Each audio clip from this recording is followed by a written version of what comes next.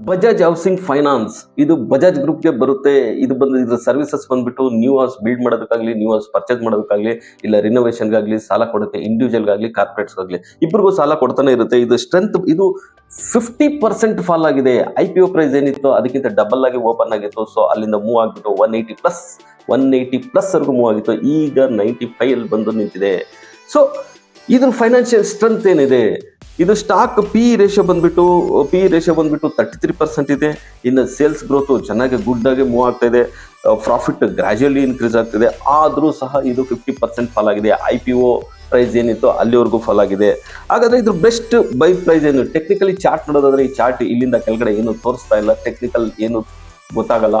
ಆದರೂ ನಾವು as per Fibonacci ಏನಿದೆ ಫ್ರಮ್ ಪ್ರೀವಿಯಸ್ ಐ ಇಂದ ಲೋ ಏನಿದೆ ಅದರ ಕ್ಯಾಲ್ಕುಲೇಷನ್ ಪ್ರಕಾರ ನಾವು ಬೈ ಮಾಡಬೇಕಾದ್ರೆ 75 is the good buying price ಅಂತ ಹೇಳ್ಬೋದು.